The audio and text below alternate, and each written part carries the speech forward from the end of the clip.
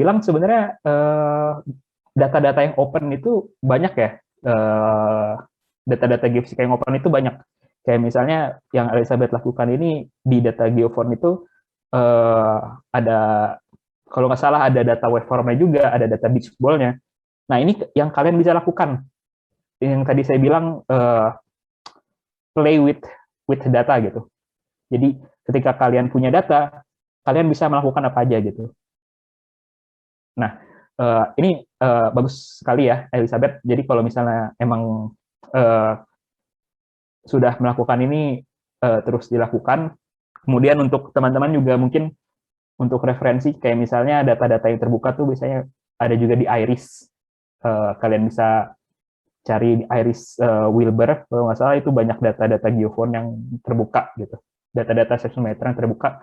Kalian bisa coba ambil datanya, kalian bikin program sendiri yang simple aja, seperti misalnya kalian analisis FFT, frekuensi konten, kalian coba lakukan konvolusi, dekonvolusi, atau cross korelasi.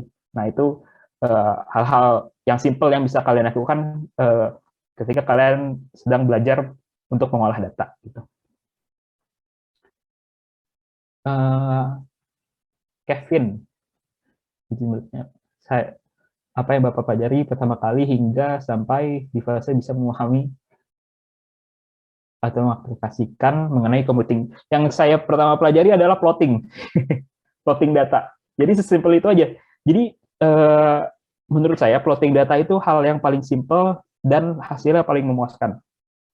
Jadi kalian punya data yang bentuknya nggak karuan, misalnya data misal biasanya data itu kan dua dimensional ya, one dimensional, ada aksis time, ada aksis amplitude gitu misalnya kalau kita berbicara mengenai data seismik.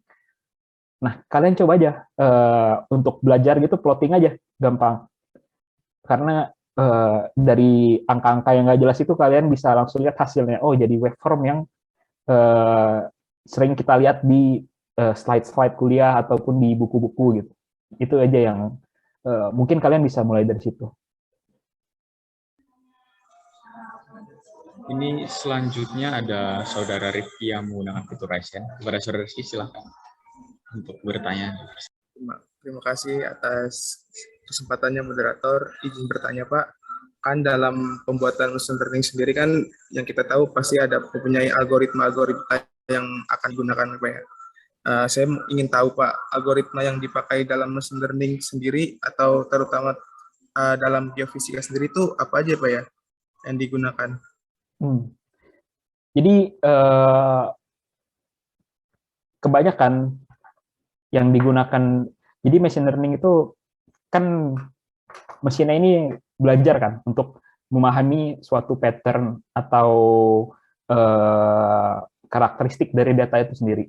Jadi ketika kalian ingin belajar mengenai machine learning, yang bisa saya sarankan untuk kalian pelajari pertama kali adalah statistik.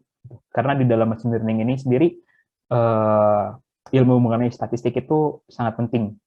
Jadi ketika kalian masuk ke dalam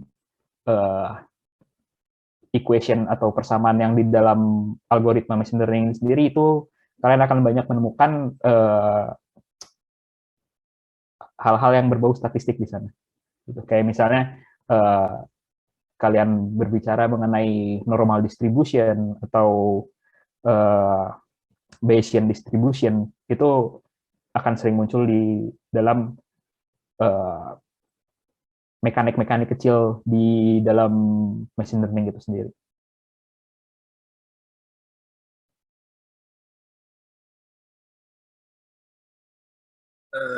Izin bertanya lagi Pak. Ya. Kan yang saya tahu kan dalam machine learning itu ada beberapa factor classification ya Pak. Nah itu untuk apa sih namanya menggunakan factor classification yang pas dalam penggunaan data yang kita dapat itu gimana ya Pak? Ada apa? Apa classification tadi? Itu Pak, yang model-model yang digunakan dalam machine learning sendiri Pak. Oh ya, jadi gimana kita bisa tahu apa yang harus kita gunakan? Pertama, kita harus explore dulu datanya seperti apa gitu. Jadi ketika misalnya data kalian itu jelas, datanya labelingnya seperti apa, parameternya jelas seperti apa, variabel jelas seperti apa, mungkin kalian bisa ke machine learning gitu. Tapi ketika data kalian kompleks, seperti misalnya data subsurface imaging, di mana itu multidimensional, kalian membutuhkan hal yang lebih kompleks lagi. Jadi,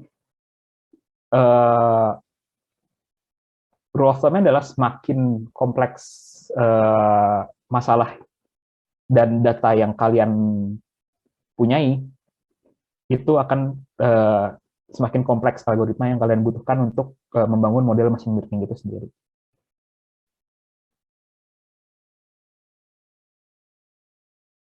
Kayak misalnya sebagai contoh, tadi saya memberikan jawabannya, Pak. Regresi gitu. Itu kan sebuah bentuk machine learning juga, di mana datanya itu sangat simple gitu. Kalian punya data dengan 2 parameter X, Y, dan kalian mencoba fitting suatu model yang bisa mendescribe data-data tersebut. Itu kan sangat simple, dan mungkin di Excel udah ada kan, linear regression atau polynomial regression kan sudah ada.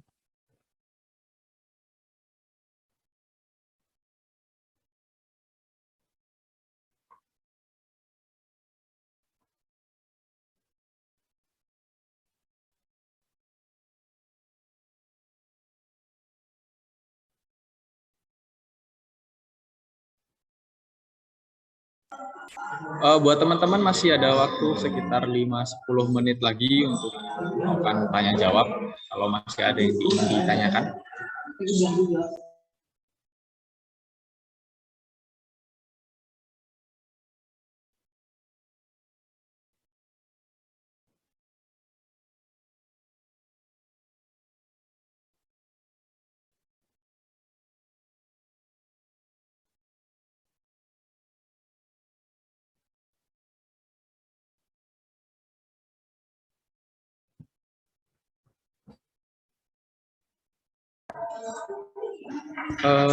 Mungkin teman-teman sudah terjawab pertanyaan-pertanyaannya, dan pada Bapak terima kasih.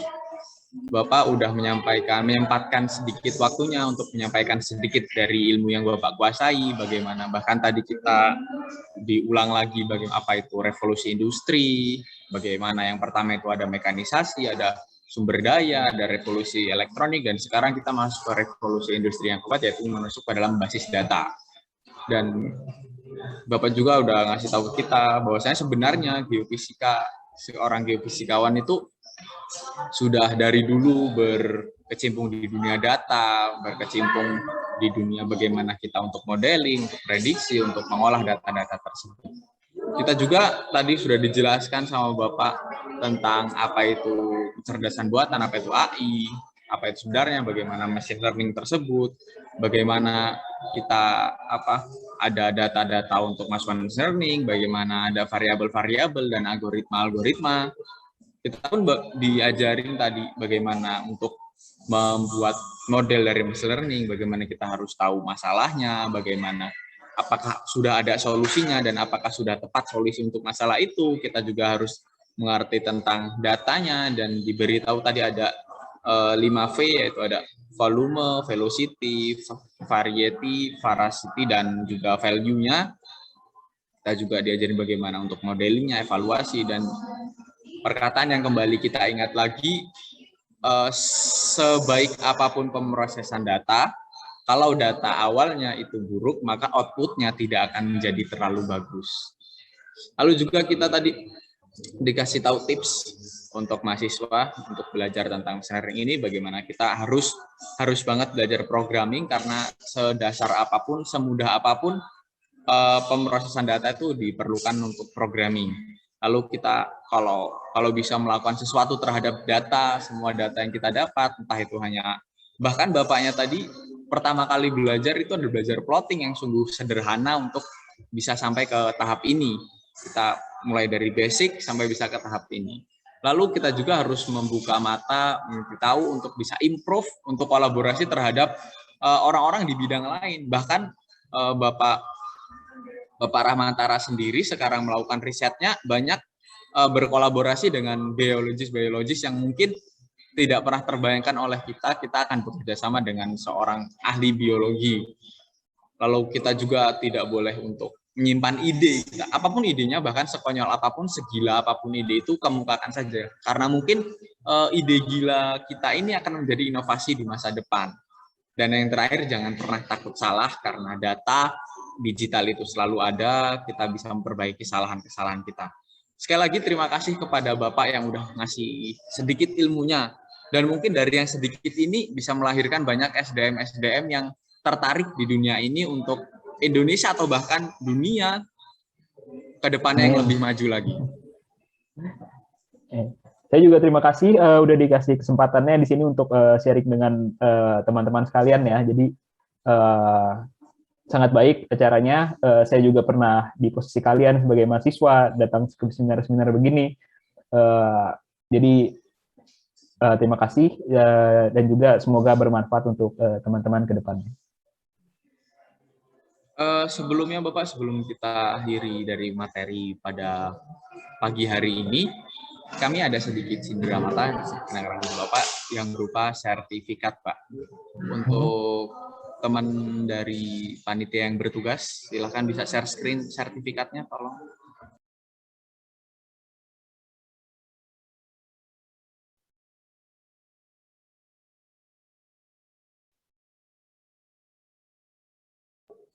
Sekali lagi Bapak, kami ucapkan terima kasih sebanyak-banyaknya atas waktu yang sudah diluangkan, dan kami minta maaf atas segala kesalahan yang sudah dilakukan dari awal hingga akhirnya nanti. Ya, sama-sama dari Mas Azrian dan panitia juga. Semoga teman-teman juga bisa mendapatkan ilmu yang bermanfaat untuk ke depannya ya, untuk di perkuliahannya ataupun nanti ke depannya kalian mau kerja ataupun mau melanjutkan pendidikan, semoga ini bisa bermanfaat. Lalu sebelum kita akhiri Bapak, ada dokumentasi dari panitia untuk teman-teman peserta bisa menghidupkan kameranya.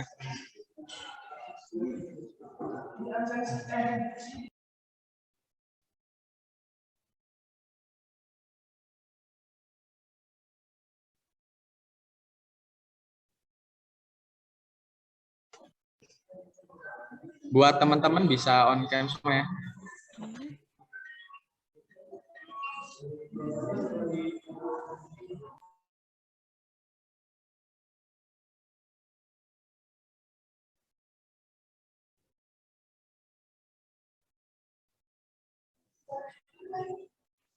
Untuk panitia yang bertugas bisa ini. Semuanya silakan senyum dan tunjukkan kalau kita bisa menjadi SDM yang lebih baik di masa depan. 1, 2, 3. Slide selanjutnya. Oke, 1, 2, 3. Untuk slide selanjutnya. 1, 2, 3. Oke, slide terakhir yang bakal kita dokumentasikan. Silakan yuk. 1, 2, 3. Untuk slide-slide terakhir mungkin sulit untuk didokumentasikan soalnya karena mungkin ini pejuang-pejuang sinyal ya, yang sulit untuk kameranya.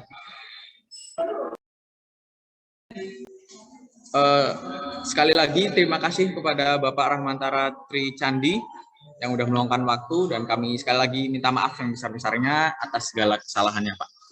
Untuk Bapak Rahmantara Tri Candi bisa meninggalkan main room.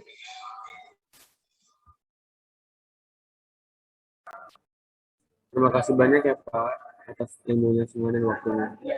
Sampai jumpa lagi Pak di berikutnya.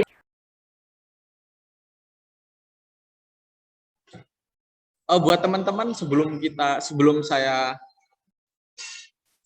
saya kembalikan kepada MC,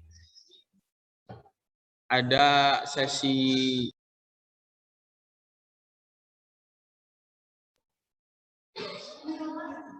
kuis dari panitia yang udah disiapin, yang insya Allah bakal ada hadiahnya.